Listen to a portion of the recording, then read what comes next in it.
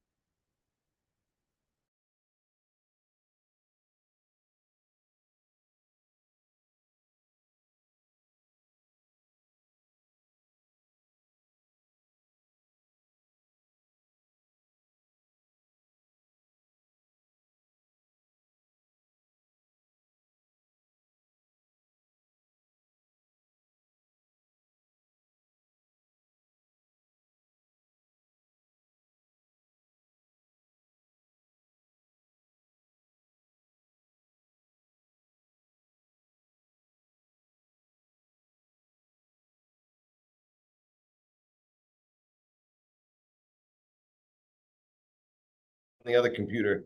So I apologize. Can you guys hear me? Yes, sir. Okay, cool. Let me make sure I'm getting no background noise and nothing like that. No, all right, good. All right, cool.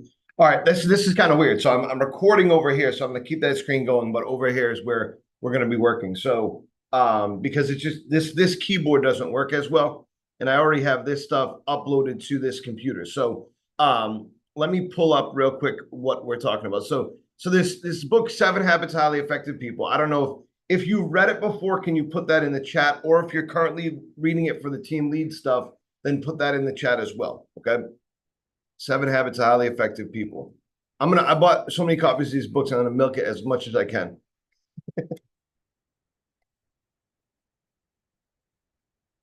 I'm just gonna pull up the PDF real quick. So the idea is to adapt mindset. See, so we got one person that's okay. Daquan is currently reading it right now.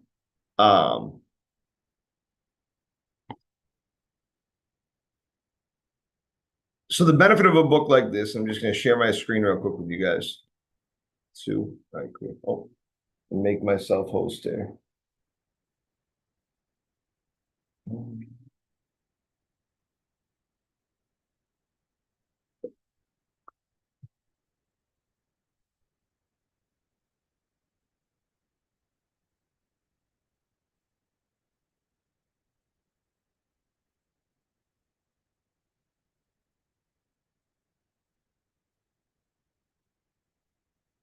And you guys can find this online easily. It's just under 7 Habits Highly Effective People PDF on Google, and this will pop right up. So it seems to be a pretty good copy of it and whatnot. There's newer copies of it, but there's not much difference in the newer copies.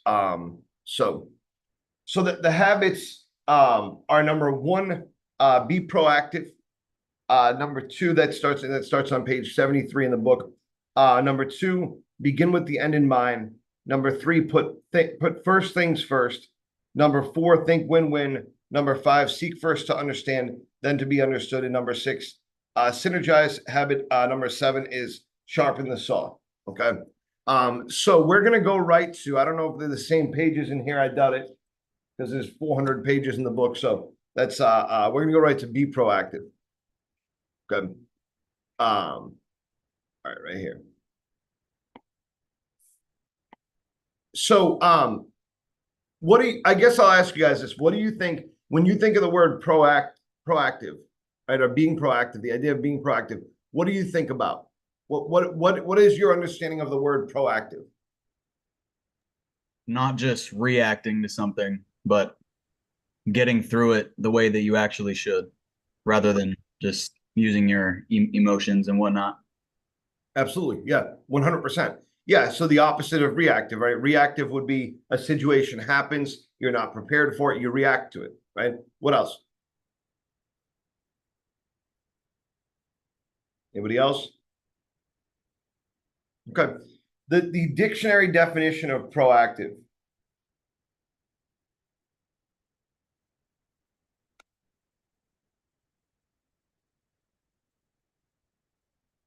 is creating or controlling a situation by causing something to happen rather than responding to it after it happened. Okay. So it makes sense. Okay. Now in this job, guys, I think being proactive, we should honestly put it in the core values. We should put it in the in our department mission statement. You know what I'm saying? We are literally the proactive arm of Renewal by Andersen. Think about that for a second, okay? When I say we are the proactive arm of Renewal by Andersen, what would that mean from a company standpoint? Instead of waiting for people to respond, we bring it to them. Exactly. Yep. Yeah, we embody proactivity. That's literally the intent of our department, is to be proactive in situations that are difficult, right? And when we are not proactive, right, the reactive arms of the company start to have trouble, right? And so for example, this year's an election year, okay? Now, Pennsylvania is an important state, if you didn't know that, for the election, right? I don't want to get into anybody's political views or anything like that. All I'll say is this, is that for a period of time, it held off because when Joe Biden, quite frankly, was running, no one thought he was going to win. There was no chance for him to win, right? And so nobody was spending money on political ads. He wasn't bringing in any money. Nobody was paying anything for anything with him, because it was just like, okay, he's president, he has this platform. He's incumbent president, so it doesn't matter. You know, he's going to get what he's going to get. He has what he has. Basically, the voters said they're going to vote for him. I'm going to vote for him, and he's probably going to lose. That was the mindset. As soon as they changed, though, whether you believe polls or not, I'll say this first. This is my first bit of advice to you. A couple things. Number one, so Seth bought me a book a couple years ago called Democracy in America, right? I don't know if he can hear me still, but he remembers that it's Tocqueville is the author of the book. It was a very well-written book. What's up, Sean? How you doing? You do not look like Seth. You did not fool me one bit. What's going on, Paul? How you doing? Good, man. Is Seth right there? He's I think he went to use the bathroom. Okay, But, cool. I thought you thought I was Seth, you know? I'm Seth. Yeah, man. You almost had me. You almost had me. I was close, very close. So this book written by Tocqueville, right, it basically talks about beauty of the American system. It talks about the word democracy is used a lot, guys. Do you understand this? And it's I guess less important to train. Well, no, it will make sense. It will come together. America's a republic, right? And the reason why a republic works, or why a republic should work, right? I mean, depending on the people that are in the system, because anything can be tainted. is because if you were to just majority rules anything, if you were to just go pure democracy, 51% of the vote, right? Then imagine if, for example, you had a situation where 51 something was really, really good for 51% of people, but drastically bad for 49% of people, right? Then you end up putting yourself in a situation where for 49% of people, something might be life or death, right? So just, you could take stuff in American history and you could, whether it's internment camps or it's slavery, right? Those things, if you were to just do pure democracy majority rules, then there's a chance they would be around today. You know what I'm saying? Dangerous things, right? So instead, having a representative republic where people vote for an individual's representative, they go into. So I bring this up because this changes the face of what we're dealing with media wise. So as a company, for example, right? Typically, election years, you can plan them out. You go, you know what? It's going to be a rough year for TV. It's going to be a rough year for radio. It's going to be a rough year for newspaper. Anything that carries political ads, it's going to be a rough year for. You know what I'm saying? And you know that. You know what I'm saying? Going into it. This year was a bit different because of the nature of the of politics in America. It was easier to market. It was easier to market. And so, and I say this as a word of caution, by the way, too. I know a lot of people don't think polls are real or this and that or whatever. If you don't vote, then don't vote. If you do vote, then don't not go vote because of that. Then go do your thing, no matter who you vote for. But obviously, political polls have changed over the last couple of weeks, right? To the dismay of a lot of people, they have. But that's caused both campaigns to have to spend a lot more money, right? So because of that insane amount of spend going into TV, right? If you were to look at, let me see.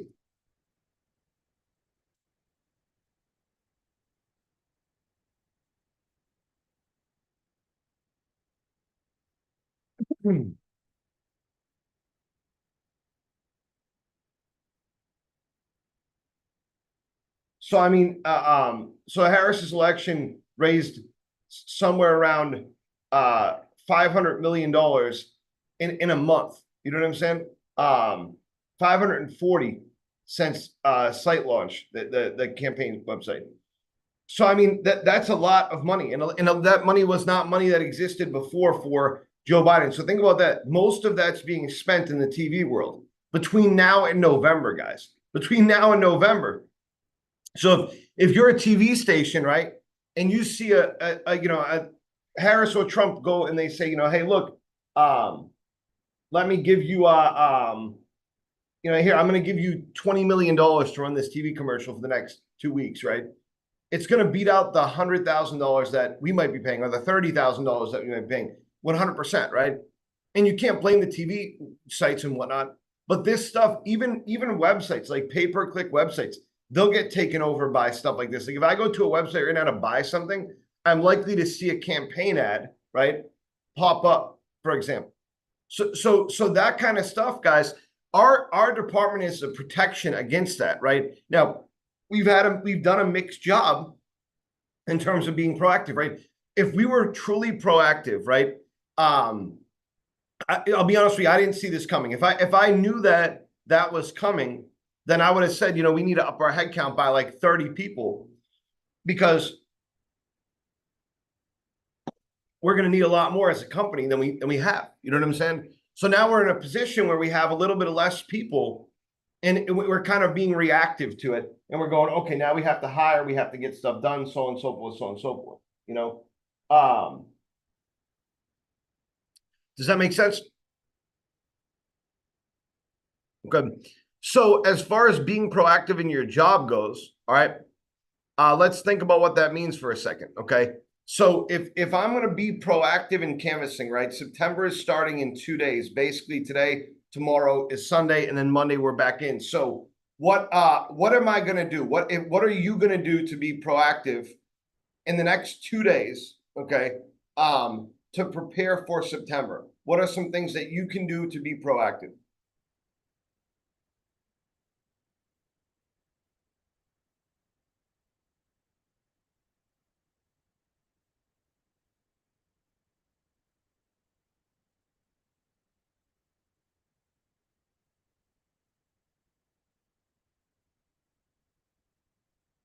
Nothing? All right, I can go ahead. If you're gonna go ahead. Just unmute yourself and go. You don't gotta raise your hand. I'm gonna start calling on people. I'll give an example first.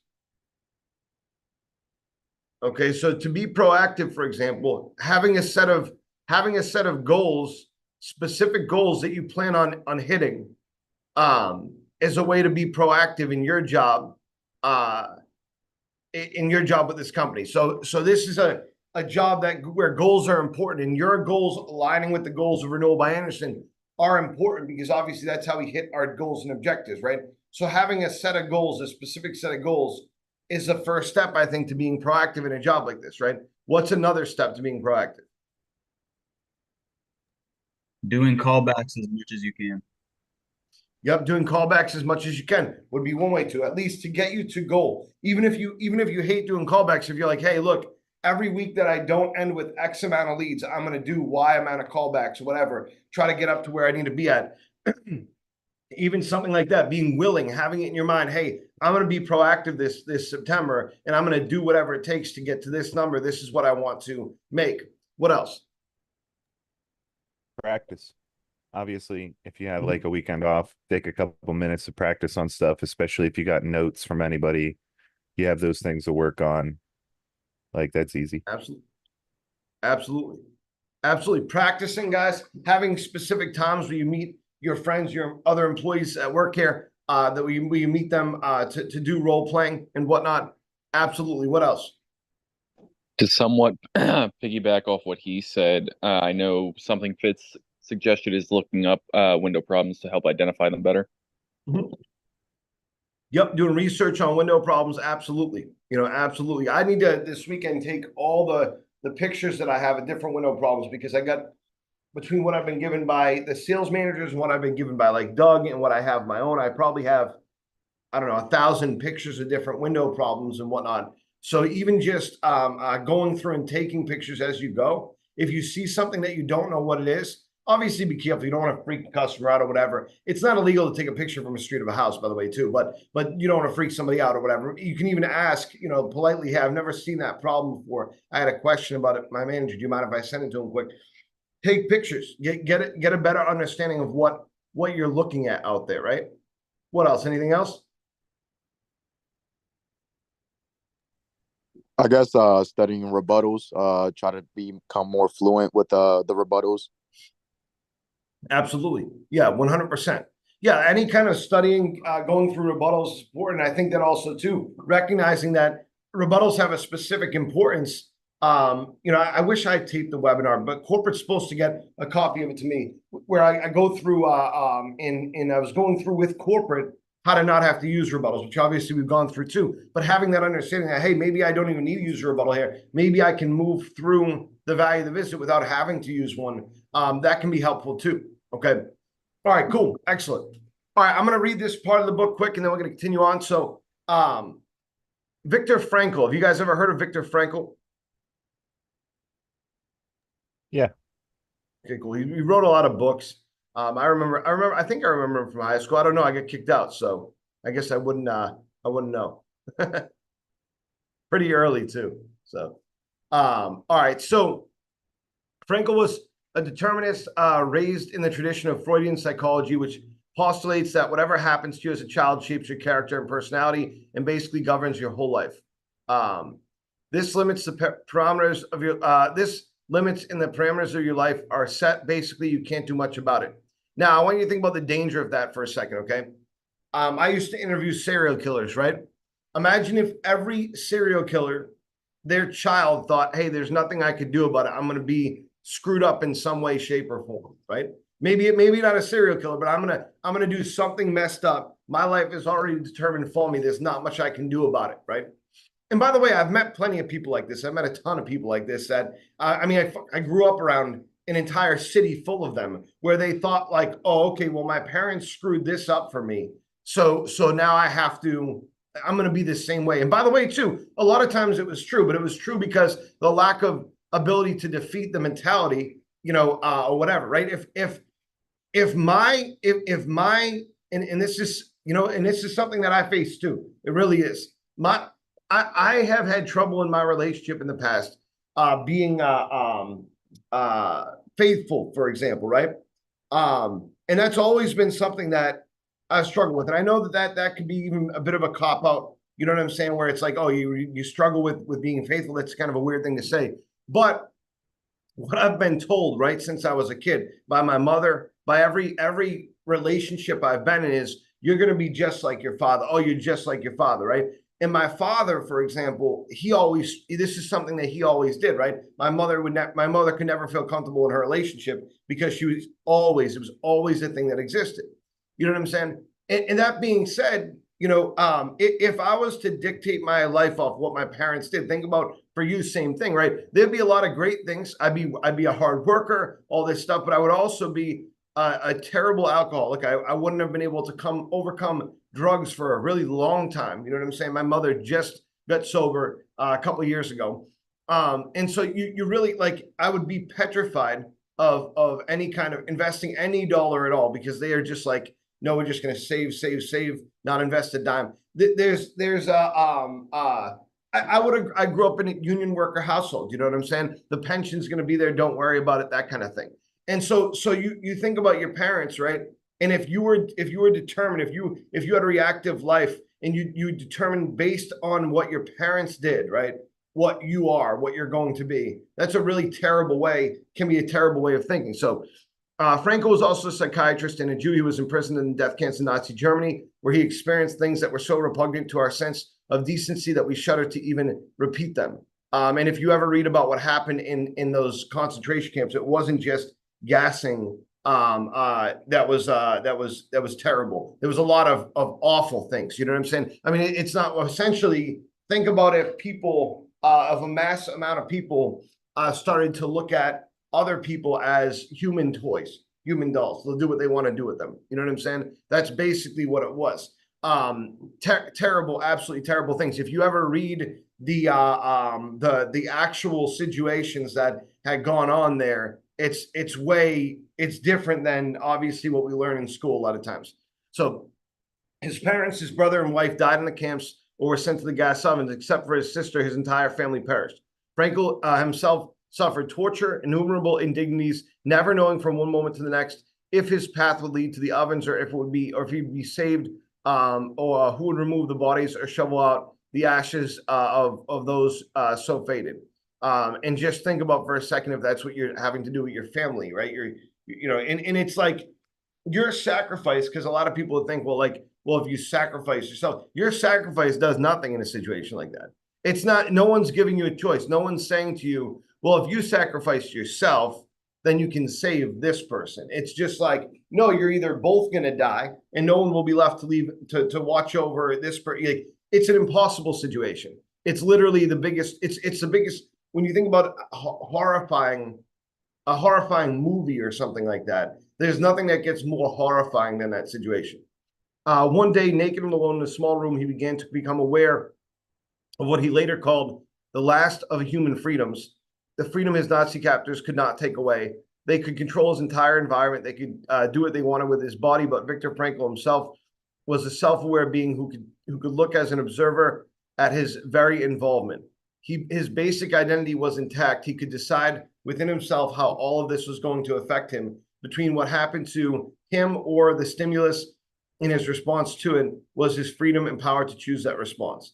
In the midst of his experiences, Frankl would project himself into different circumstances, such as lecturing to his students after his release from the death camps. He would describe himself in the classroom, in his mind's eye, give his students the lessons he was learning during his very torture. Through a series of such disciplines, mental, emotional, moral, principally using memory and imagination, he exercised his small embryonic freedom until it grew larger and larger, and he had more freedom than his Nazi captors. They had more liberty, more options to choose from in their environment, but he had more freedom, more internal power to exercise his options. He became an inspiration to those around him, even to some of the guards. He helped others find meaning in their suffering and dignity in their prison experience. In the midst of the most degrading circumstances imaginable, Frankl used a human endowment of self-awareness to discover the fundamental principle about the nature of man. Between stimulus and response, man has the freedom to choose. And you hear that all the time, right? I mean, it's in like movies and things like that, right? People will say, I don't have a choice, and they'll be like, yeah, of course you do. And it'll be like the most ridiculous situation, the most ridiculous thing that you can think of, right? But I want you to think about your own life. I want you to think about what you're going through right now, right? We all have our demons. We all have our things that we struggle with, no matter what. The human experience is one of struggle, right? So in that struggle, in that human experience, think about for a second your opportunity to sort of free yourself, right? And what that means, right? So you don't have to share. You can share if you want to, but I'm just going to give you an example in my life. For a long time, we all have, I know that, we all grew up in an age, unfortunately, where like drugs, for example, make up a lot of our maybe not our lives, but the lives of people that we know, right? Parents, friends, family members, different people that you care about. I guarantee you that you don't go without life, throughout life now without knowing somebody that's suffering from addiction in a significant way, right? It's hard to go through life without knowing somebody that's suffering with something like addiction, right? That's something I've struggled with in my life.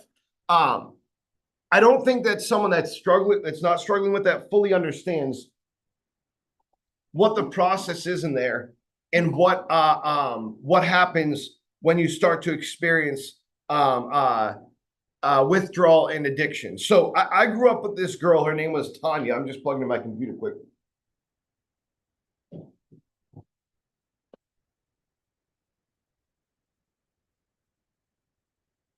And Tanya always had a significant amount of control. She had a decent family life. Parents were separated. It was difficult, but they were very strict, but they were decent. They were good people. You know what I'm saying? And she was always, I remember her when I was 16 years old, I would go on these binges where I would take like massive amounts of, everything. I'd be drinking all day. I would take, 15 Percocets. I would swallow a bunch of ecstasy, Xanax, everything. And it would get to the point where I was in like where I was just sitting there and I could see everything going on with me. Like I knew in the moment what was happening, but I would never remember it, number one. And I had no control over it, number two. I felt the feeling of control, but I really had no control over myself whatsoever, over my bodily, like anything, just anything I had no control over. It felt like I did, but I did not. And I wouldn't realize it until the next day when I woke up in a cell or something like that, that I just had no control over myself. I had given up complete control. Oops, I'm drawing on this without meaning to. I had given up complete control without trying to, right? And Tanya used to tell me all the time. She would give me these speeches, you're a smart guy. There's no reason for you to do this and this and that. And I would be like, just kind of make fun of her for it, right? Well, Tanya died of a drug overdose 2 years ago, a year and a half ago, I guess. Through her entire, our teen years, she completely stayed away from every drug. She never drank a drop of anything, nothing. You know what I'm saying? She started dating a guy who was and she always struggled that she struggled to find a spouse, and and the reason why. The reason why was because she lacked a lot of self-confidence. She had a limp. Beautiful girl. She had a limp. She had a surgery when she was a kid that gave her a limp. She wasn't in any pain or anything like that, but she just, one leg was a little bit shorter than the other or something like that. And she always struggled with that mentally. So when she found somebody after high school that seemed to really care about her, it meant something to her, right? Well, that guy, he got hooked on drugs. I don't know what his situation was. And then started to abuse her, take her money, things like that. And eventually, to cope with this, she got hooked on drugs. Now, I don't know if any of you have ever been a slave to drugs like I have, but what happens when you start to abuse these drugs very quickly, by the way, too, within a couple weeks, you can't get off without experiencing withdrawal. Some drugs, extreme withdrawal, right? Some drugs, it's instant, right? If you go do heroin or cocaine or something like that, then you're not feeling great afterwards. If you don't know, hey, that's going to lead to a much worse effect, then you're very likely to continue to take it just to stop that little feeling of unease, right? Eventually, you're going to be hooked on that drug. Eventually, you're going to have problems getting off. And it's so strong, guys, that I'll tell you, I got sober off Percocet in this job back in 2010. And I was convinced that I could never do this job without Percocet. And then it took me a month to even not be throwing up sick every morning, barely functioning as a human being, right? I lost like 50 pounds over the course of like 2 months going through withdrawal. So just it's a very strong thing to overcome. That being said, when we hire people that had an addiction issue, right? Like myself or Andrew or a lot of people that are employed here, Brad Grenoble is in sales. When we hire people that have gone through that and gotten through that, there's a reason why, if they've gotten through that truly, they are super strong at what they do. And it's because you gain, if you're able to beat that, a much higher sense of self, a much higher sense of awareness, right? And you gain an ultimate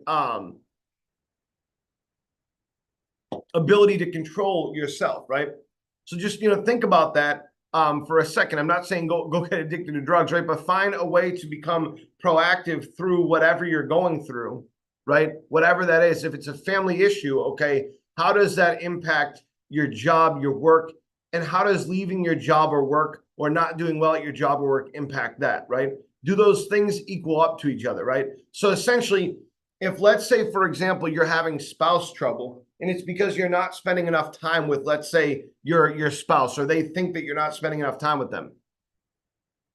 Fine. Let's say, for example, you quit your job to spend more time with them.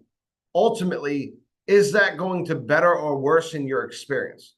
Right? Ultimately, I mean, like by the end of your relationship, by the end of your life, is that going to better or worsen your experience? If somebody is exhibiting that level of control over you, then you don't want to, you trust me, you don't want to be in that relationship. I go through this in my own relationship, and I've been married for 10 years. In my relationship, I go through that, like, my wife can't look through my phone, not because there's anything that I'm worried about her finding. It's just, we don't cross each other's boundaries. You know what I'm saying? I don't, if there's ever a situation where it's like, hey, you're not spending enough time with me or something like that, I'm going to do what I want to do. You know what I'm saying? And if that doesn't fit into your reality, then we need to come to some sort of conclusion here. Find some friends or like this is just not the relationship. You know what I'm saying? And that's the way it is, and so I say that in everybody's relationship is different. You know what I'm saying? But you have to exhibit a level of control over yourself, right? And what you want to do. If I all of a sudden said, oh, cool, yeah, I'm just going to watch some chick flick every day, right? Then I'm going to be miserable, right? I'm just using a small example, okay? But I might hate, and I'm going to sink my time into that every day. Then it's not going to make me happy. I'm not going to feel fulfilled. You know what I'm saying? It's not making my relationship any better. I'm just going to hate the person that I'm with more. You know what I'm saying? And I'm using that, by the way, when I say like chick flick, I'm using that as like an example. There's probably a lot more there. If it's just a movie, then just watch the movie. You know what I'm saying? If it's just a movie, just watch the movie, right? I'm just using an extreme example. You have to have a level of control over your life, though. You have to. You know what I'm saying? In order to find happiness, right? With this job, free yourself, right? If you're not doing well, then either quit or do well, get better at it, right? And we can help you get better at it. And when you get better at it, it's the ultimate freeing feeling because you're making more than you expected to make, number one. Number two, it does not feel like a job as much as it did when you're doing well, okay? So you got to be proactive in your job. Now, you guys name things that we can do to be proactive. I should probably keep a list. So I'm gonna do that real quick. Let me just pull up a notepad or something.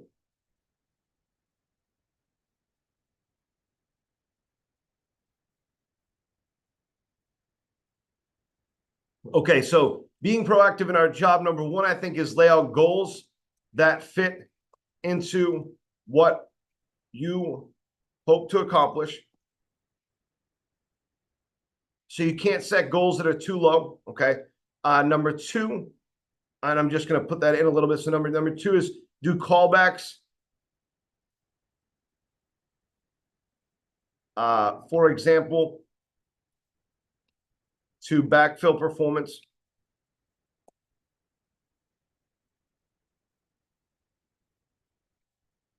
And then number three, in the same sense, you know, getting better at your job, you could do training. And a couple examples there is pick a partner that has the same goal as you.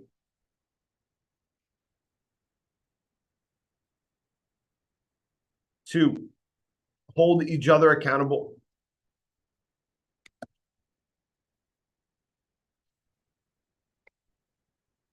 And that's what I would encourage, even from a different office. Set up like 1.5 hour Zoom meeting with one person from a different office. It's on this call right now, even to just say, hey, let's check in on each other's goals. Let's give each other some shit for not hitting goals, right? Those things, guys, that little bit of control can help out a lot.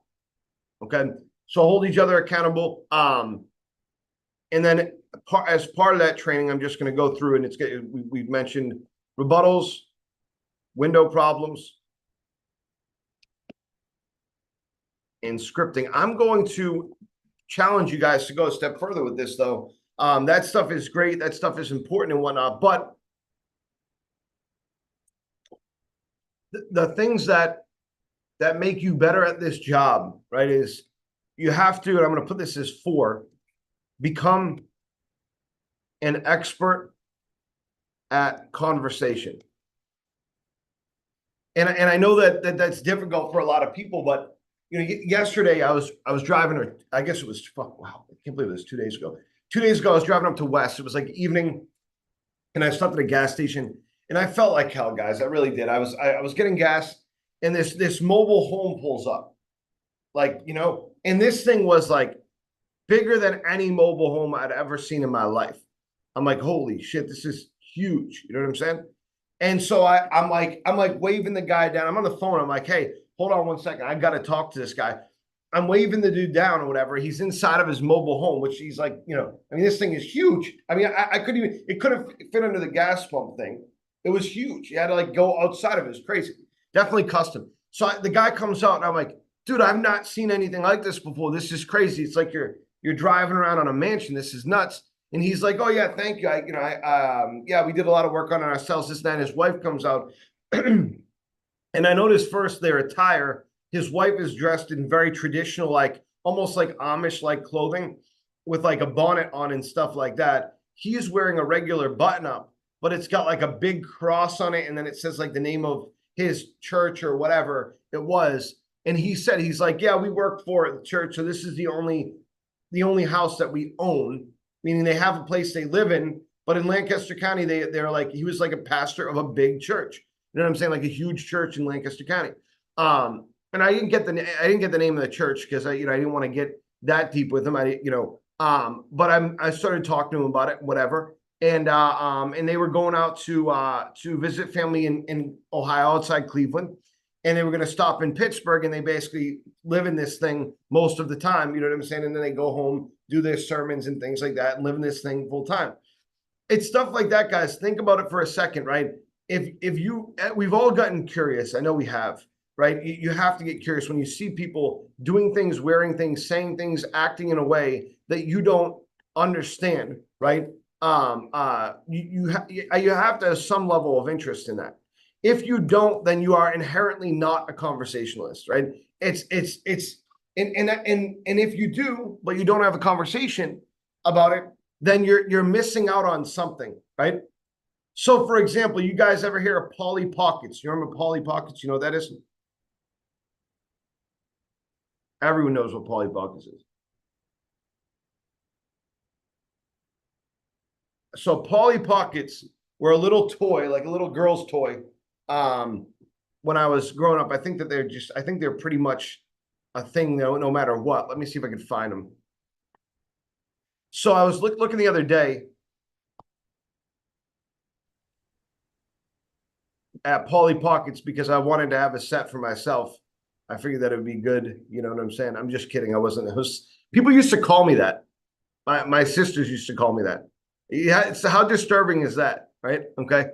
You guys hopefully don't use that against me. But no, we were looking because we came across this. This is pretty wild.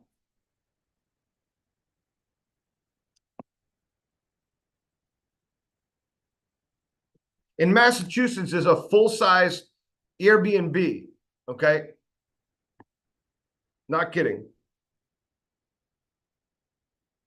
Of a Polly Pocket house.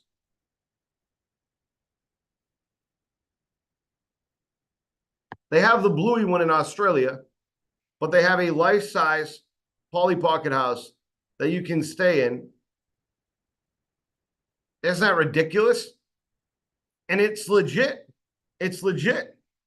It's an actual life-size Polly Pocket compact house. How ridiculous is that? It looks plastic too. Like it looks like a cheap plastic toy, doesn't it? Pretty wild stuff. So I was okay, so the life-size Barbie Dream Home, I guess they have. There's a Bluey one as well. And now this is a life-size Polly Pocket house that you can go stay in. It's pretty wild stuff. So either way, so this gets brought up the other day. Think about this, right? To me, I don't know about you, but I don't care about Polly Pocket whatsoever.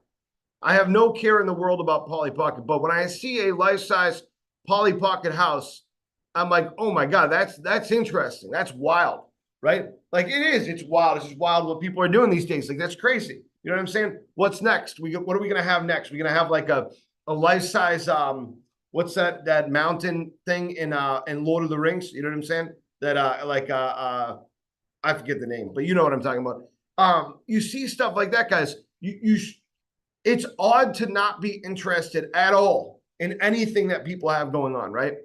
If you see like the world's oddest collections, for example, right?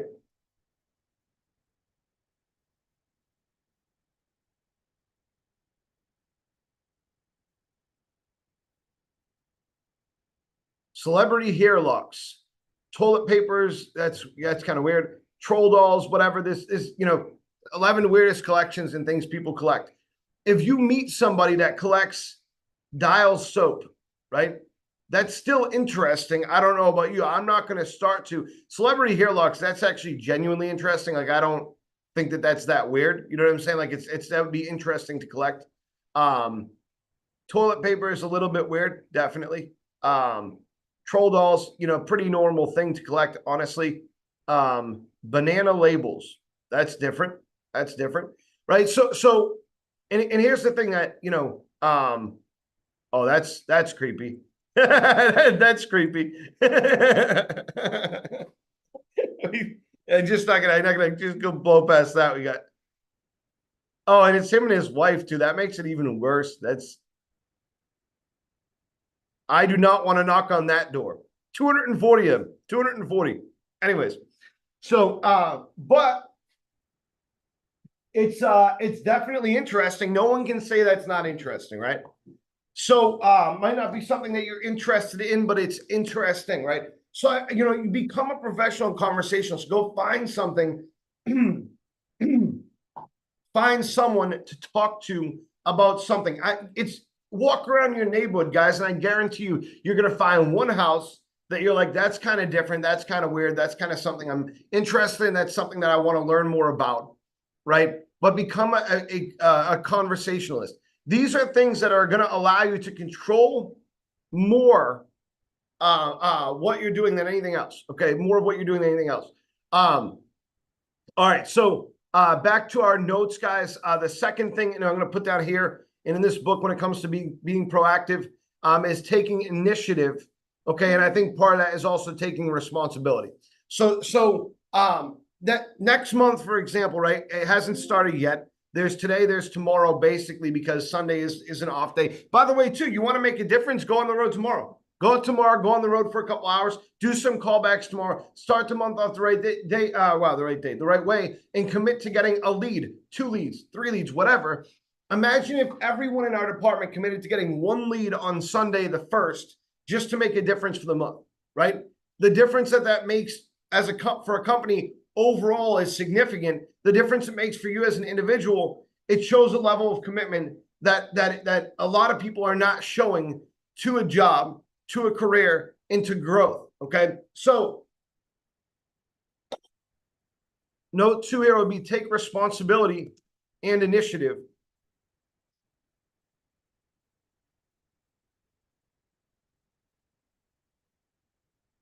And what I mean by that is that do you know how many people we run into? It's actually kind of sad that have a ton of excuses about like the most basic things, and you think to yourself, this person is not. And I'll tell you guys that when we meet these people, I can speak for myself. When I meet these people, I don't think, oh, this guy's having a tough go of it. This guy needs some help. I think to myself, man, this guy has no control. This guy is going to have a miserable life. There's no way this person is going to succeed in any way. You know what I'm saying? And sure, let me help as much as I can, but there's no helping somebody with this mentality. And you can't be a person that things happen to them. You know what I'm saying? Being a person that things happen to is not a good thing. It's not where you want to be at. It's not where you want to be at. You don't want to be a person that things happen to. Now, what do I mean by that, guys? I'll give you an example. We had an employee here one time that he comes in for the interview, right? He goes, listen, I was in the military. I have no money right now because I just got back, and I have a kid on the way. I need a job, but I can't even get to the interview. I'm like, dude, no problem. I'll cash app you money. Where do you live, right? And I did the math literally on the gas to and from his house, because I'm not going to send somebody, $20 even, that lives down the street from here. And the guy did live down the street. Honestly, I should have been on red flag right there, because he could have walked here, to be honest with you. You know what I'm saying? I've walked further forgetting to put gas in my car, walked further to a gas pump than this guy would have had to walk to work. You know what I'm saying? Either way, I sent him the money. Literally, I did 2 gallons of gas times $3.67 per gallon. Right? I called him. I said, hey, listen, I just sent you enough money for you to get here, to and from here 3 times, probably, maybe 4 times, maybe even more than that, honestly. 2 gallons of gas, probably, if it was just back and forth from there. I said, so you should be fine to come in for the interview. So he comes in for the interview. I wasn't sure about him or whatever. But hey, this is a guy who has a kid on the way. This is a guy who's in the military. This is a guy who needs a break, clearly. Again, whether he's done this to himself or whatever, he's in a position where he doesn't have anything, so he says, and he needs some help. Great, you're hired to start on Monday. The first red flag came on Monday when he called and he said, look, I have no money to get to work on Monday. And I was like, okay, well, I'll tell you what, I will send you money to get into work. No problem, right? I'll send you money for the week to get into work, but that's got to be it. And then again, red flag, should have definitely known. He goes, okay, thank you. I send him the money. He calls me back and he goes, hey, but it's tough because my ride's still, gone now. So I can't get in yet, but I'll come in tomorrow. So again, I still want to help the guy out. Okay, fine, come in Tuesday. This is what we've gone through so far. So he comes in Tuesday. He has the first page of the script down. I'm like, okay, all right, maybe this guy's more serious than he's making himself look. Hopefully, right? We go through training on Tuesday. Wednesday, he comes in and he doesn't have any more of the script down than he had down the night before. Thursday comes in, he has the script down. Friday, he comes in, he doesn't even have as much as he had down the first day. Like, it's like he forgot information. So I said to him, I'm like, dude, this is not okay. Like, you say you need a job so bad, you'll put all this time in. There's no way you're going home and you're studying this stuff. And he comes up with some sob story about how he got kicked out of his girlfriend's brother's house. And so he had nowhere to go. So they were sleeping in a car and so on and so forth. And I'm like, so I said to him, I was like, first of all, your girlfriend's like 9 months pregnant. Can she stay at her brother's house? He's like, yeah. I'm like, then let her stay at her brother's house. He's like, yeah, but then she won't be with me. I'm like, man, you're about to have a kid with this girl. You want her sleeping in a car with you? because you can't stay there because you did something wrong. Like, come on, man, have a little bit of self-control here. You know what I'm saying? I would be like, no, please stay at your brother's house. Like, I don't care. I'll stay in the parking lot of your brother's house. Stay at your brother's house. You know what I'm saying? You're pregnant. You're about to have a baby. So I said, all right, look, I understand you're going through a lot. We'll give you through the weekend. Okay, I'm going to have you come in on Saturday, so on and so forth, make up the hours. So he comes in on Saturday, makes up the hours. We go through training exhaustively. It's just me and him. Monday, he comes in, doesn't know shit, doesn't have shit down. You know what I'm saying? So I said to him, dude, what's the problem? He's like, we were up at 3 a.m. panhandling because we didn't have any money to get, I didn't have any money to get to work. I said, you got your pregnant girlfriend, supposedly, by the way, it's not true. Definitely not true. Panhandling outside of a store at 3 o'clock in the morning, your pregnant girlfriend, you know, and I said, look, but you got to be done. I said, if you were going to do the right thing right now, you would run so far away from your family as to not make them carry the burden of your handicap, which is a lack of responsibility, complete lack of responsibility. You should run as far away as possible from your kid because you are not going to be able to father that child. You know what I'm saying? I said a lot. I said a lot more than I typically would. You know what I'm saying? And you know what happened? I don't know what he did in that 6 months, but 6 months later he came back in.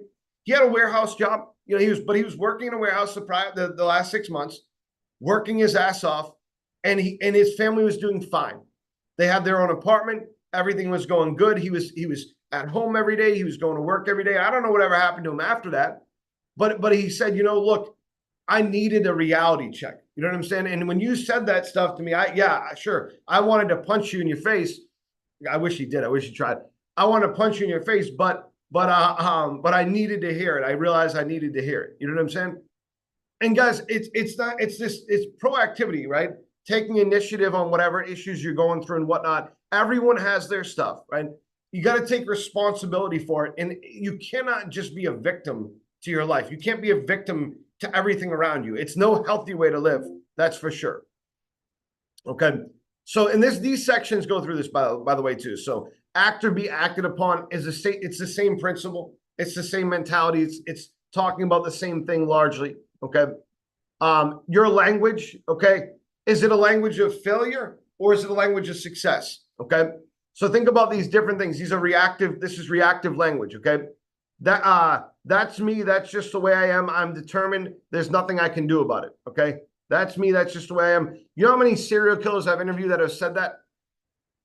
It was me. It took me over, this and that. There was a guy that I interviewed named Alfred Gaynor. Okay. You can look him up. Alfred Gaynor. Alfred Gaynor killed, I think it was 11 women. Okay. In the state of Massachusetts. Yeah, this guy right here. I have all his case files and everything at home. So he did it from 1995 to 1998, okay? And I remember having a conversation with this guy, and he says to me, he goes, look, 9 victims. He says to me, he goes, look, in 3 years, I killed 9 women, okay? He said, I started smoking crack in 1995. I stopped smoking crack in 1998. I don't know what it was, but every time I would smoke crack, I would go out and do this or whatever. And the thing, and I'll say this about this guy. This guy's a terrible person. Obviously, he deserves to rot in prison for the rest of his life. You know what I'm saying? 100%, right? No one can make the argument against that or whatever. He did what he did. But as far as self-awareness goes, I had never met a serial killer or a criminal with more self-awareness than this guy. He's like, he's like, I did it. I smoked crack. I did this and that. But it was self-awareness. You know what I'm saying? It's not going to solve his problems, but I'll tell you what, out of everybody that I interviewed, hundreds of people, all famous inmates, okay, for different crimes, mobsters, okay, to murderers, and everything in between. Did Jerry Sandusky to, I don't know. I have to look up the mobsters that I interviewed, but a bunch of different. This guy who was a cop, for example, who was also, doubling with the mob, and he's in jail for life. They called him like the Karate Kid or something like that. I got to look it up. To Richard Ramirez. This is the guy who was self-aware, and I'll tell you what, he was happy with himself. He was happy in his life now, knowing, hey, I can't be out there, obviously.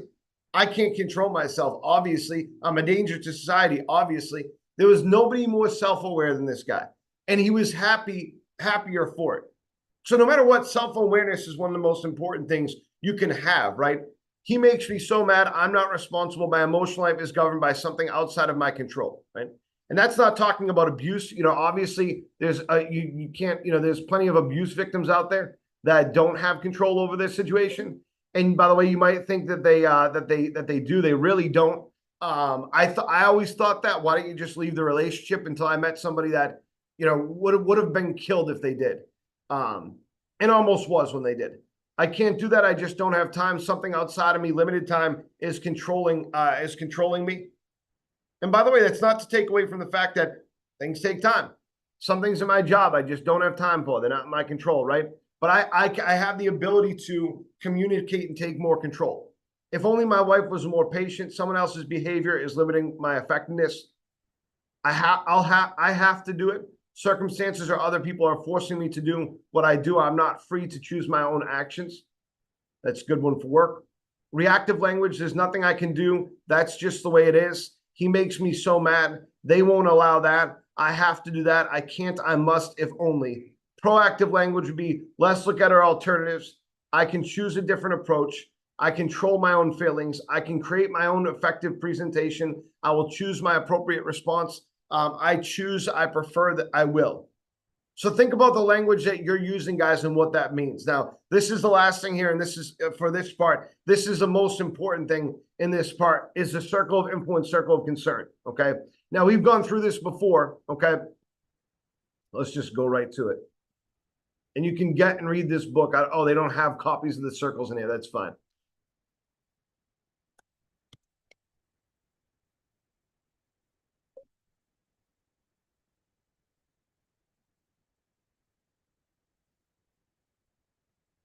Okay. So this right here, guys, is a circle of influence, a proactive focus, and a proactive focus. And if you have paper in front of you, draw this, literally draw this, okay? A proactive focus is when you have control over things in your life to the point where your amount of control is moving and taking over more and more of your concern. When you have more and more control, that's something that benefits you greatly. So for example, let's say that I'm in a relationship that's not a good relationship. See if I can.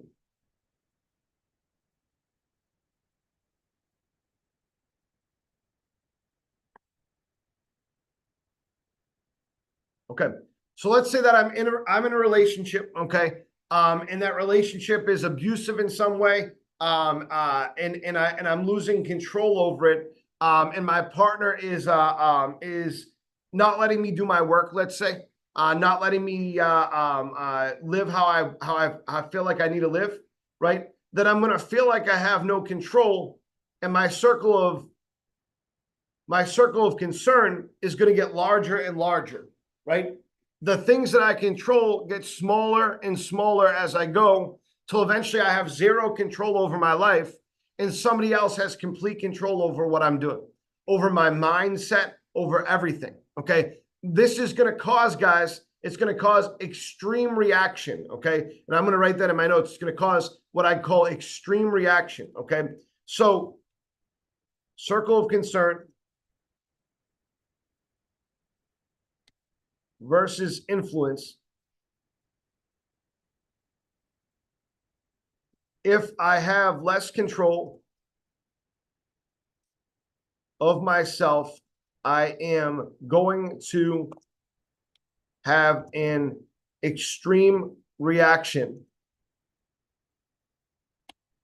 at some point, and I'm going to make decisions that are heavily that are going to heavily impede my ability to live in a way that I want to live.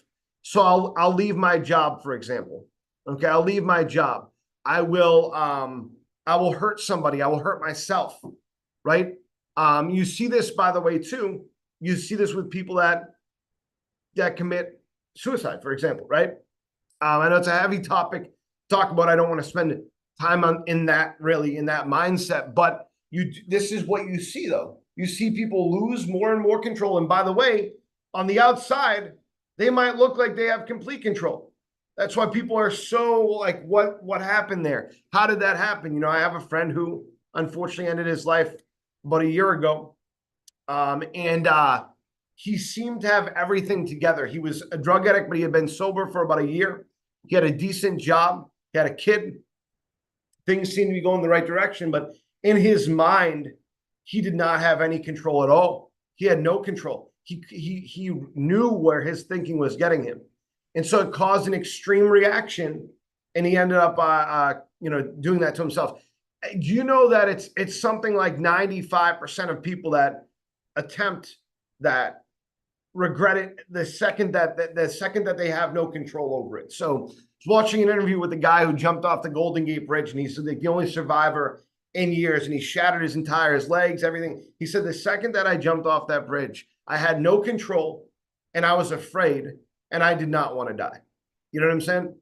And I think that it's sad. Obviously, it's very sad, you know, because if that person had more control, okay, if their circle of influence was bigger, okay, and I'm just going to put this down as a note as well. If you have a larger circle of, and it can be control or influence, okay,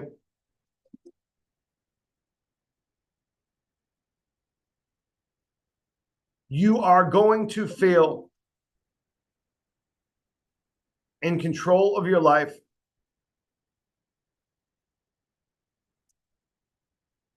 You will experience extreme success. And that is defined differently for different people, obviously, but you will have extreme success. That could look differently for you than it might from somebody else. But as you take more and more control back, eventually you have complete control of your life. Obviously, there's things that you can't control, health concerns, stuff like that. But you have a lot more control over your life, and things start to get done that you didn't expect to get done. And it's a beautiful, masterful thing. And I would say in this job, especially as you have more circle of influence. So here's an easy example. Let's say that we get rained out. We get rained out, and it causes you to not make commission. Therefore, you're not able to pay a bill. Therefore, you lose something that's dear to you, and it makes it difficult. And you come and you say, man, if we didn't have that rain day, then none of this would have happened, right? Well, no, if you had more control over every other day, then none of this would have happened, right? If you didn't call out on those other 15 days this year so far, then none of this would have happened. You're short on a bill by, okay, let's say that you're short on a bill by $1,500, right? By the end of the year, it's like you're $1,500 in debt by the end of the year. You go, okay, well, and I look back and I say, well, this guy has missed, 20 days of work unaccounted for. All right. And in those 20 days of work, he's making about, if I average it out, he's making, it's a commission job, so you end up making more even. But let's say that person's even making $1,100 a week. That's $220 a day times 20 days. That's $4,400. Okay. And because this is a job where it's commission based at $4,400, is probably closer to $8,000. Well, you were $1,200, $1,500, whatever in debt. You missing out on $8,000, let's say. That, like, who is that really on? Who is responsible for that? Who is in control over that? If it's not you, then who is it, right? Okay. Make and keep commitments to yourself, the most important person, okay? So my question for you guys is, when we get done with this training, because we're going to go over a couple, canvassing things in a minute, and you have control, okay? And you have the feeling of control, hopefully, over yourself. What is going to be your commitment to yourself and to your goals? Okay. And my suggestion would be have just 1 month of extreme commitment. Anybody listen to Joe Rogan? they do that thing where they was it October that they don't drink or whatever, and they take it pretty seriously. And they get some guys on like Bert Kreischer might be on it or something like that, where it's like really means something for because they're like extreme alcoholics or whatever. You know what I'm saying? And so extreme commitment, like have a super high level of commitment to the control that you're going to experience. And so that keeping that commitment will mean something to you, and it will manifest much more positive. And whatnot. So, this gives you a 30-day test. I'm not saying do that, but if you want to look it up and do that, I'm asking you I'm asking you for a month to commit to something, to one thing. Okay. All right. Habit 2, begin with the end in mind. All right. What it means to begin with the end in mind. If you participated seriously in a visualization in this, okay, so I guess we got to go back a little bit. All right, please find a place to read these next few pages where you can be alone and uninterrupted. Okay, so that I'm gonna ask you guys to do this. Turn off your cameras for a second if you can. All right, turn off your cameras for a second if you can. All right, make sure you're in a quiet place. Okay, if you're at home and you got kids around and stuff like that, just go to a quiet room, go to the bathroom if you have to. That's why the cameras are off. Whatever you need to do. All right. Please find a place to read these next few pages where you can be alone and uninterrupted. Clear your mind of everything except for what you will read and what I will invite you to do. Don't worry about your schedule, your business, your family, or your friends. Just focus on me and really open your mind. In your mind's eye, see yourself going to the funeral parlor or chapel, parking the car, and getting out. As you walk inside the building, you notice the flowers and a soft organ music. You see the faces of your friends and family you pass along the way. You feel the shared sorrow of losing, the joy of having known that radiates from the hearts of all the people there. Think about it for a second. Visualize this. Picture it. As you walk down to the front of the room, you look inside the casket. You suddenly come face to face with yourself. This is your funeral 3 years from today. All these people have come to honor you, to express feelings of love and appreciation for your life. As you take a seat and wait for the services to begin, you look at the program in your hand. There are 4 speakers. The first one is from your family, immediate and extended. Children, brothers, sisters, nephews, nieces, aunts, uncles, cousins, and grandparents who have come from all over the country to attend.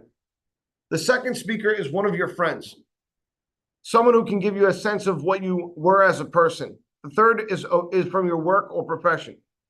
And the fourth is from your church or some community organization that you've been involved in service with. Now think deeply. What would you like each of these speakers to say about you and your life? What kind of husband, wife, father, or mother would you like to be in their words to reflect?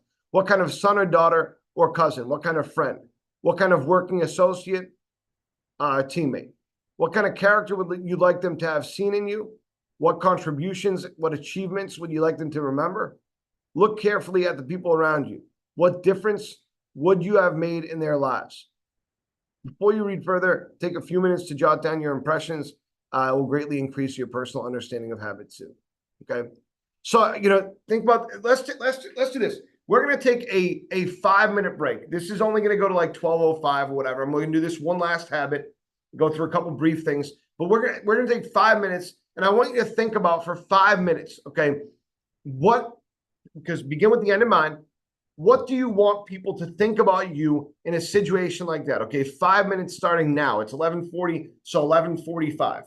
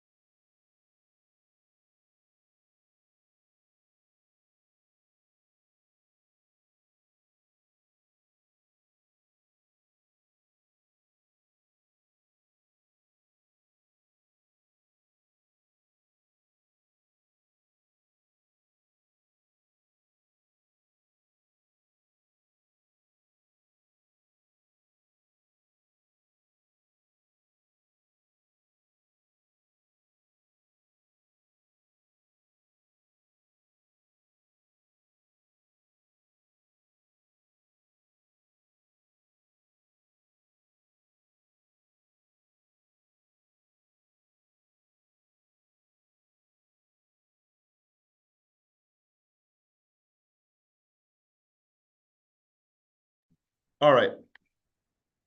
So, I hope that you guys, I was thinking the same thing, and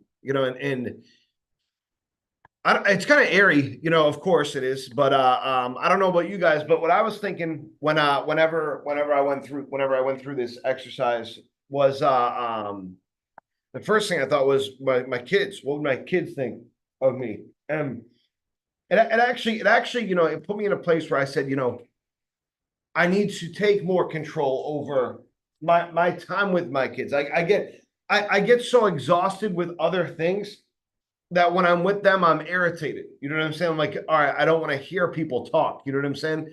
And they're kids. They talk a lot. So that's something that I think that that's one thing that I glean from my thoughts there. Okay.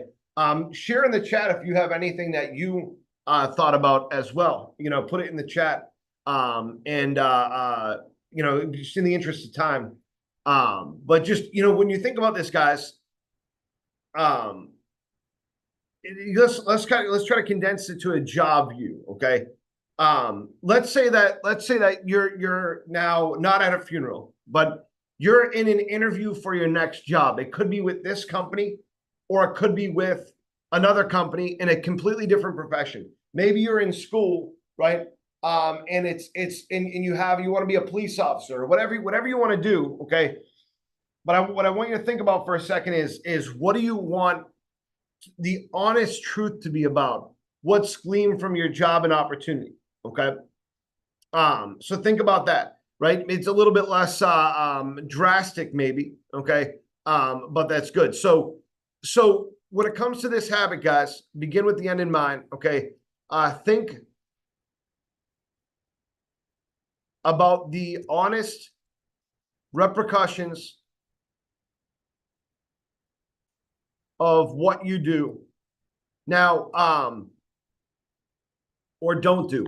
Now, I want you to think about this too, because from a company perspective, I think a lot of people think about whenever they are ready to grow, they go, okay, I'm ready to grow now. Now I'm ready to buckle down and do the things that I need to do. Okay, but as a company, we're relying on you right now, right? As a company, we're relying on you right now to do the right thing, to do what to set a goal and achieve that goal.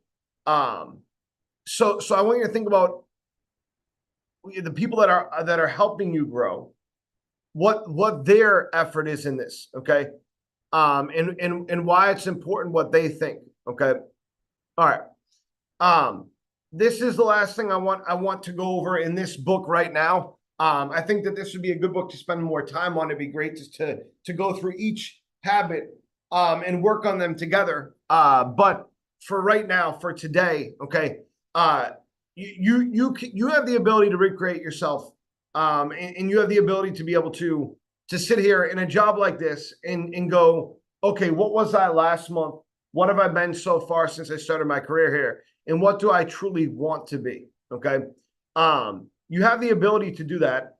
And so I'd implore you to go to take that ability seriously, as there's a lot of jobs out there where you just don't have that ability. You don't have the ability to be able to create yourself, to recreate yourself, the ability to be able to make decisions the way that you do here. This truly is a company that is ran by you.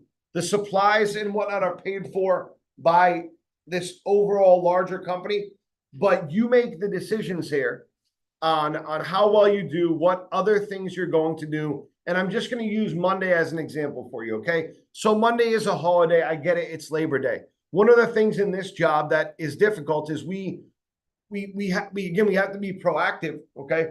And so we need to have staff out on these key days.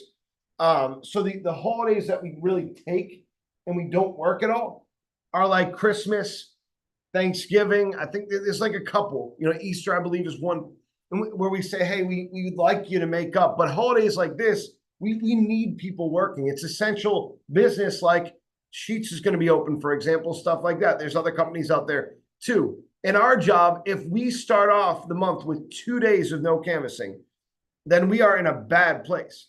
We are in a bad place. So what we do, unlike Sheets, is we lay out opportunities for people to make more money on days like that. And I'm going to lay those out in the group me after. I went through them with managers last night, but I'll go through them with you guys too. But it's a significant difference. I mean, everybody's going to be able to make more commission. Everyone's going to make more hourly pay. That being said, guys, we're about to start September, so let's make some commitments to ourselves right now. Okay, so I already heard a few of them from you guys. Okay, I'm going to put down a couple that I believe are important as well. Okay, so we talked about this, but we had these already. Okay, commitments were to do callbacks to backfill performance. To do training, pick a partner maybe that has the same goal as you to hold each other accountable. Train on your rebuttals, window problems, scripting. Okay, become an expert at conversation. Okay, I would say that then number 4, really this is. Find a better balance by taking at least 2 days off this month, okay, meaning September. Now, what do I mean by that? I don't mean literally take 2 days off. I mean take 2 days away from thinking about anything stressful. Try to take 2 days away from thinking about anything that's going to cause you stress at all. Maybe you go out to the woods with your family and you stay out there and there's nothing, no technology, nothing to bother you. But find at least 2 days to make yourself experience more control over your life.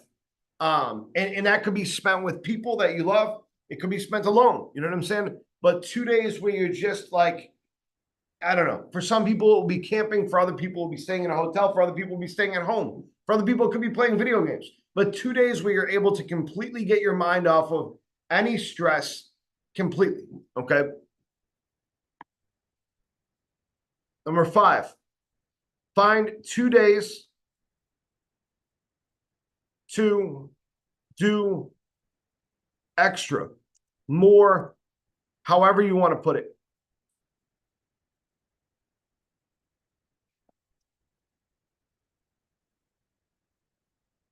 Work in. And what I mean by that, guys, is it could be work in many different ways. Find 2 days to maximize your influence over your body. To work out all day, to go on an extreme hike, to cause yourself a different kind of stress, right? To work, take 2 Saturdays that you would have had off and put in work. Do both. Go to work 2 Saturdays this month. And then as soon as you get out, go do something extreme. Go do mountain climbing. Go do cliff jumping. Whatever the hell you want to do, but something extreme, something that's going to push you further than you've been pushed before. And make sure that there's some sort of gain for you, right? Whether that is physically or monetarily, make sure that there's some sort of gain for you. But that's a commitment that I'd like to see at least some people do this month. Be able to report in on, right? Then at work, maximize performance at work by committing to, I would say this, 7 demos per week is a minimum. As a minimum, okay? 7 demos per week as a minimum. For some of you guys, that's not even a great week, okay? But commit to it and do anything it takes to get to there, okay? All right. Now, to go through some work stuff, because I feel like we have to finish off on that, okay? Let me just write down on my notes here, get these notes out of here, put some more notes down. What makes someone good at this job, okay? Scripting is the foundation of what we do, right? So as you're building, okay, you have to think of this, what makes us different, okay? What makes us different than any other place, all right, is that every Renewal by Andersen is focused on obtaining need to obtain an appointment. This gives them the customers that know or are willing to admit to need, okay? So we want to go beyond that, all right? We want customers that are going to be committed to need, okay? But also committed to inspection, open to learning, committed to getting a quote,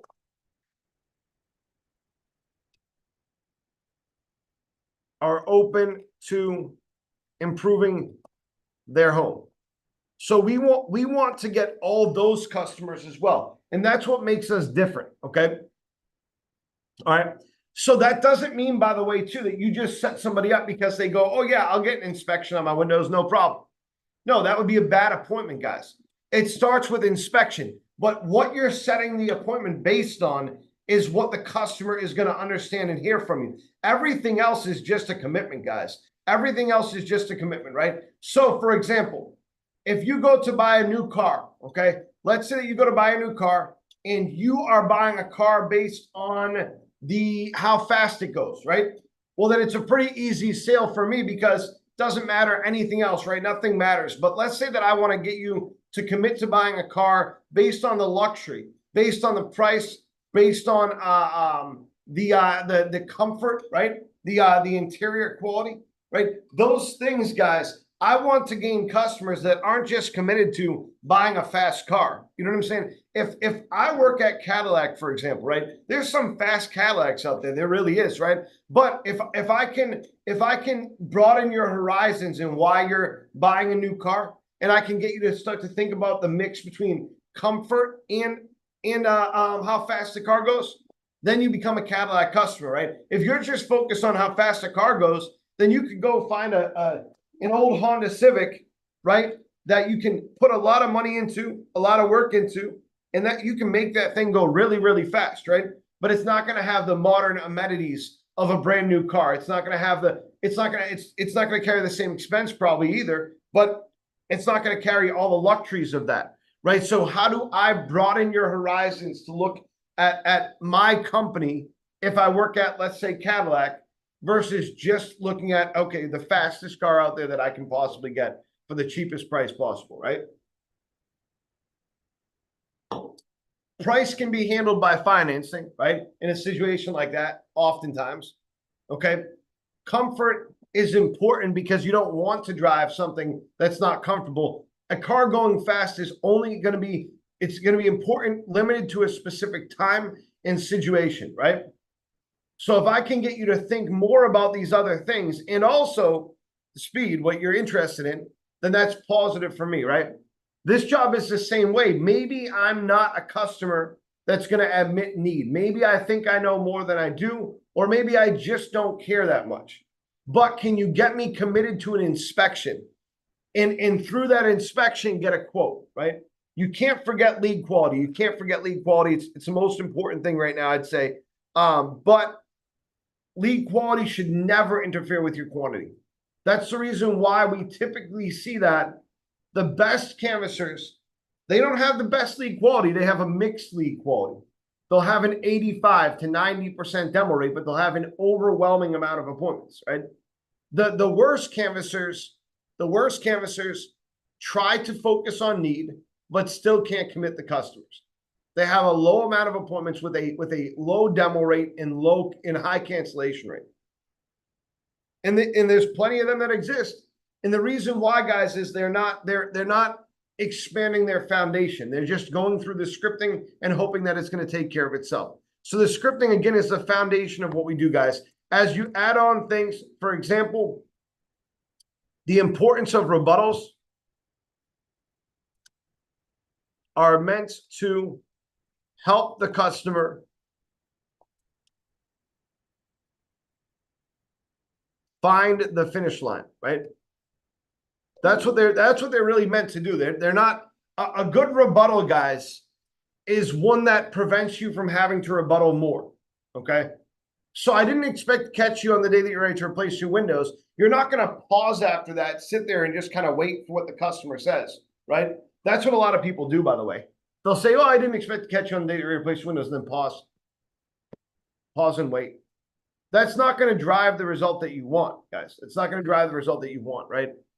But by continuing the script, by continuing to focus in what you're doing, that's going to get you the results that you want because you're going to exhibit control over that conversation and situation.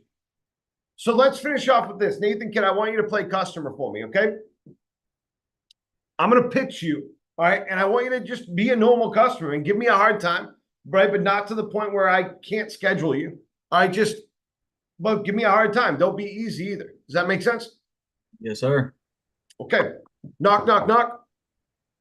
Hey, what's up, man? Good afternoon. My name is Paul Duffy. I'd like to get you a price on windows. I'm just kidding. I was Just kidding. Knock, knock, about knock. to get in. Good afternoon. My name is Paul Duffy. Mr. Jones, Mr. Kidd. Oh, renewal by Anderson? No, I'm good, man. Okay, that's good, sir. Yeah, but you must be the homeowner here, correct? Yeah, I am, but why does that matter?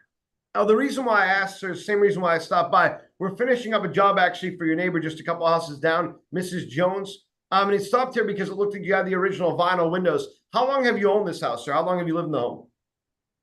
Yeah, I've been here for about 30 years, but they're fine, man. I don't notice anything. Okay. Are you the original owner here? I am. Okay, cool. Well, this is a great house that you built here, sir. It's awesome. It looks like you've added on a lot since the start. So some of the windows here, if I'm correct, are original, but most of them have been replaced at some point or are parts of additions to the home, correct? Correct. Yes. Okay. The reason why I asked that, sir, is because obviously you have a couple different types of windows here. The original ones here, the wooden ones, they look like they're starting to rot. And I would imagine that's why you started to replace some of them, correct? Well, it was really the drafts why I replaced them. I didn't even know there was rotting. Yeah, so I mean, and rotting is going to happen naturally over 30 years, sir, on wooden windows, of course. Now, I have to ask you, sir, you replaced with vinyl, okay? And then it looks like in the addition here, you put vinyl as well. Why did you switch from wood to vinyl? These guys at work told me vinyl was the best window, so I went with Window World. Yeah. Okay, and it definitely, so, here's the thing I'll tell you about vinyl. It's plastic, obviously, right? And so the benefit, it's never going to rot. And that's how vinyl kind of made its name. It's cheap. It's never going to rot. It doesn't conduct the cold and hot weather like metal windows do. So it's a good window in that sense, sir. Unfortunately, over time, it breaks down just like wood does, even quicker than wood does. And that's why after about 10 years, the average person replaces their vinyl window. Now, I would guess that, especially in this edition here, these vinyl windows have to be at least 20 years old, right? When did you do that addition? That was 25 years ago. Okay, wow. Okay, then they're holding up better than I thought then, because they look like they're about 20 years old. So that's the reason why I noticed that is because the oxidation on the glass. What I mean by that is that the windows have essentially started to rot. Plastic rot is what I call it. And you see all that white material on the glass there? That's the actual oxidation, the actual material breaking down right there in front of you. Okay, that's going to happen over time, just like it does on wood. The other thing is they're going to become very difficult to open and close. And it looked like the window over here, you got it locked, but it looked like it was pretty hard to lock. Like there's some gaps there that have opened up in the window. Is that the only one like that, or do you have more like that as well? I mean, to be honest, I really stopped paying attention after I replaced the first couple, but I don't really got that much time, man. What are we doing? Okay. Well, then I'll save you a lot of time, sir. What I'll do, actually, since you said that, is I'll make this suggestion. I'll have somebody come out at a better time for you. They'll actually just take a look at the windows. They can do kind of a deeper dive for you and check which ones are giving you the biggest problems. And if we can't be a service to you, that's fine. We'll just recommend someone else who can. But if we can help you, then we'll leave you with a free price quote. That way, down the line, at least you have the information set aside. Now, I'm sure that sounds helpful to you, sir. Not really. I'm definitely not ready now. I'm definitely like a couple years out at least. Okay. Well, I'm glad that you told me that, sir. At least it's somewhere on your mind, but a couple years out, that's fine. What I'll do then is have somebody come out and just go over your options, answer any questions that you might have, and then they'll leave you with a quote. It's good for a full year. That way you at least know whether or not we're the company for you. Now, I have your last name here as Kid, like I said. What's your first? Nathan. Okay, great. And I have your address as 123 Main Street. What's your phone number? 4. Okay. All right, let's pause there for a second. We're going to start again, but this time I want you to literally just keep with the narrative. Whether it doesn't make, I mean, it could be the same situation where you've been there for 30 years, or it could be different, but you think your windows are fine. Your windows are fine. My windows are fine. They're not giving me any problems, because most people die in this job in the window problems. Okay. So let's go through that example real quick, and then we'll end on that note. So knock, knock, knock. Hey, what's up? Good afternoon. My name is Paul Duffy. Mr. Kidd. Yes, sir. Great, Mr. Kidd. I'm with Renewal by Anderson. We just did some work for your neighbor, Mrs. Smith, right down on 123 Main Street. The reason why I'm here is it looked like you had these replacement vinyl windows. How long ago did you move into the house, sir? Renewal by Anderson. Yeah, no, my windows are fine, man. Okay. How long have you lived there, sir? Just about 5 years now. Okay. So these were put in well before you moved in then? Most likely. Yeah. Okay. Yeah. Well, you know, I assume you know if they put in windows, that'd be kind of extreme. I guess anything can happen, right? So, but the reason why I'm here, sir, is because I noticed that there was some warping, especially if you look at the bottom of the right window right here. There's some gapping in the bottom where it looks like the window isn't closed all the way, even though it is. That's going to create airflow in and out of the home. How many more windows do you have like that, sir? I haven't even noticed this before, but I still think it's fine because I'm not having any issues at all. That's good. That's good, sir. It's good that you're not feeling any issues. A lot of times what happens is that the heat will kind of, in the cold air, if you have central air, will kind of cover that up. It will just start to work harder for you. You're not going to notice energy loss, especially if you've been here for 5 years, and the windows have been the same since you moved in. But you're gonna experience it in your energy bills. Now, I would say, sir, if this is happening up here, these windows all look the same. You probably have more that the same thing is happening with. Do you know what oxidation is, sir? I do, but back to what you were saying, I heat with wood, so I don't really care how much energy I lose or whatever. Yeah, that's definitely a good way to save money, sir. Of course, your cooling is not going to be handled by the heating of wood, and cooling is where you lose the most energy, I'd say, and the most money on your windows, especially this time of year, of course. And wood stoves do great work. I wish everybody had a wood stove. There's still costs associated with it, of course. And the harder it has to work, the more difficult it is to maintain any system like that, whether it's wood stove or it's oil heating or electric heating. That being said, so there's a lot of other issues here too. Walking up, I noticed some warping in the glass. That's called glass impaction. That's going to happen because of warping in the vinyl window itself. And I mentioned oxidation. That's you know what that is, but it's a breakdown of plastic in these windows, sir. And that's going to happen over time too. And I do see that on all these windows up front here. Now, sir, may I make a suggestion for you? Oh yeah, you can make a suggestion, but like I said, I'm not having any issues, so that doesn't mean I'm going to do anything. Yeah, well, actually, what I'd suggest, sir, is based on what you just said there, for example, is that we have somebody come in and they just take a look at the windows. They'll actually check them for you better than I can, and they can see if there is any underlying problems or which ones are giving you the biggest issues. And if they're not, then that's fine. You know, we'll just we'll be on our way. But if they are giving you some problems, then we'll leave you with a free price quote. That way, you have the information. So if you ever decide to get them done, then at least you know what can be done and what it would cost. Now, does that sound helpful to you? No, thank you. Like I said, my windows are fine, man. Okay. Well, and like I said, sir, all we would do when we come out is go over your options, answer any questions that you have, and then leave you with a free price quote that's good for a full year. That way, at least you have the information locked in there, sir. It doesn't take very long at all. That being said, I just need a little bit of information from you. I have your last name here as Kidd. What's your first? Nathan. Give me another objection. Go ahead. Give me another objection. Because realistically, a lot of people will object right there still, right? If I don't want to set anything up, so why do I need to give you some information? Well, sir, and the intent would be to set up an appointment, of course. Okay. The reason why it's important that even you, even though you don't feel like you're having these problems here, many problems here, especially with energy savings, the reason to schedule an appointment is because we're already out in your neighborhood visiting your neighbors. You're clearly having some problems with your windows here, and they don't just pertain to energy loss. Warping like this, for example, will cause issues opening, closing, and locking. It's a dangerous concern, especially for people getting in and out of the home.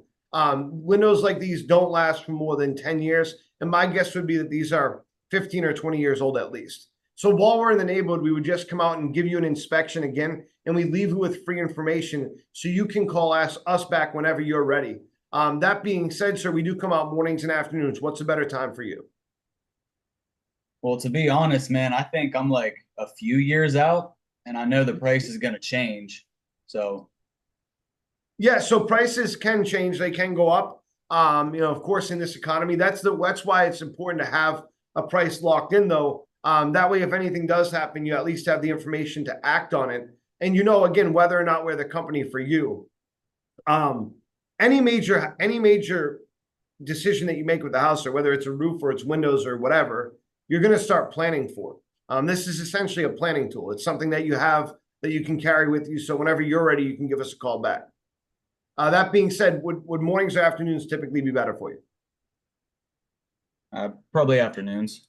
Okay, I'll take a note of that, sir. Now, I have your address here as 123 Main Street. What's your phone number? 2. Okay. All right, so I'm going to pause there. So here's the thing, guys, is that, and you might go, well, I didn't hear, I don't have that rebuttal on my scripting and this and that. You get to a point. So the thing that I want to point out there is okay, first thing, you want to move through the scripting, and you're going to set a certain amount of customers, a sizable amount, I'd say, just getting through the scripting effectively and not focusing in on whatever problems they're bringing up. So you point out what you can see. If they keep saying, no, I'm not having problems, I'm not having problems, your goal should be to get to the next part of the script, okay? Forget their problems, who cares, right? You can point out what you see and what you want to do, okay? And then you're basing your pitch not just off of the problems that they're having, but the problems they can have, and the fact that it's a free quote and free information. That being said, at some point, if they continue to give you, this is where the conversational part comes in, and we can do more training on this later on. You eventually got to get to a point of common sense, okay? Which is, you can't write down every rebuttal. If we had a rebuttal for everything, think about what you'd have to memorize then in a situation like that, right? And so you want to make sure, guys, that you are that when you're doing this, you want to have control over what you're doing, but there's going to be a certain amount of times that you're going to how do I put it? That you're going to just have to break down for the customer why it makes sense to them. So, for example, in this situation, okay, where a customer is being somewhat unreasonable, where they're like, no, I'm not going to do it for a couple of years, right? This is where a lot of people struggle, and I'm not going to do it for a couple of years. The biggest thing is, guys, this is a planning tool. Any major project that they do with their home, any major project, truly, they're going to plan out. So if they're a couple of years out, now is the time to get a quote. It makes a lot more sense to get a quote now if you're a couple of years out than it does to get a quote in a couple of years when you're ready to be done with it, when you're ready to replace the windows, because you have no idea what they're going to cost, right? And so if you can get that point across to that customer, then you're going to win on that point a lot. And that's the thing that comes up often. It's the thing that comes up all the time, right? So that's something that's extremely common. All right. So just to break that down again, if a customer is saying to me, look, I need a couple of years. Like I'm not going to get these done for 2-3 years, 5 years, whatever, 15 years, whatever it is, right? So this is especially if your timeline is like that, right? With windows like this, they need to be replaced. You better get a quote now because you're going to need to plan this out. This isn't just a project that you decide to do tomorrow and then you just get a quote and get it done. You're going to want to plan this out. That being said, that's why we're here in your neighborhood right now. That's the exact reason why you want to get a quote right now. Now we can see you tomorrow at 10 or 2, what works best for you, whatever. Okay, tomorrow morning or afternoon. The reason why I went from morning or afternoon, by the way, guys, I'm not going to schedule with the customer, right? We don't do that. We don't schedule with the customer. The reason why I did that is because I'm getting them refocused. Okay, so what do I mean by getting them refocused? I'm going to close them, and that's an easy question to ask to get them to close. So the first question I say, right, is I have your last name as Kid. What's your first? If they give me another objection, I just need a way to get back into asking questions. So what time of day works best for you, morning or afternoon? And then they say morning or afternoon, or they might say neither. And I say, okay, well, we do evening appointments as well, sir. I'll just make a note of that, and then I keep going, okay? And then I keep going, all right? All right, guys, now it's 12:15, okay? I hope that this was effective for you in some way. Hopefully both things were effective for you. I wanted to add in a little bit of script training there at the end. But what I want you guys to take out of this, really honestly, because what happens out in the field there, you'll learn from your team leads, you'll learn from your managers exactly what to do in these situations. But what you can't learn, okay, what you need to dig in deep and gain is the self-respect to be able to take control. And that's really what it is. It's self-respect, and to recognize that you have control over your life. Nobody else can take control over your life. You have to have control over it. And if you don't feel like you have control, then it's impossible for you to be successful. And by the way, it doesn't matter if it's here or it's somewhere else. It doesn't matter if it's here or somewhere else. You could quit this job today, go work for some construction company, and it doesn't matter at all, guys. What matters is that you have control. Whatever you feel, okay, however you feel, that's what's important, is that you feel like you have a level of control. Okay. All right. Does anybody have any questions? Yeah, could you go back to the numbered goals on your notes? Yeah, 100%.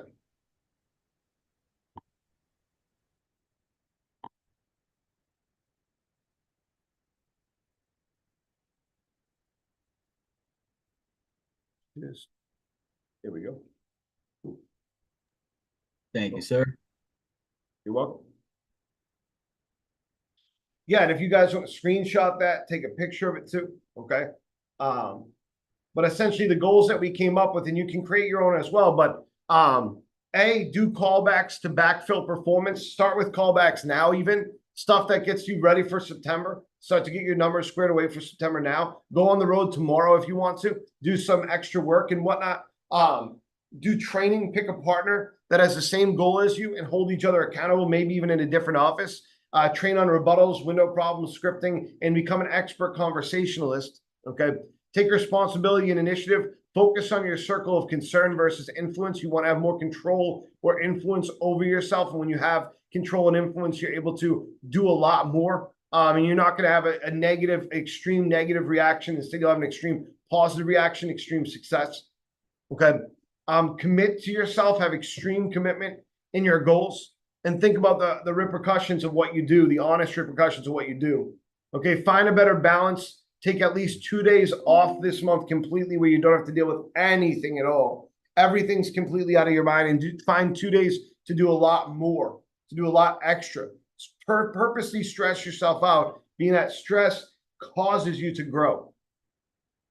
Maximize your performance at work by committing to at least 7 demos per week, which should be a minimum. Okay. All right. Any other questions?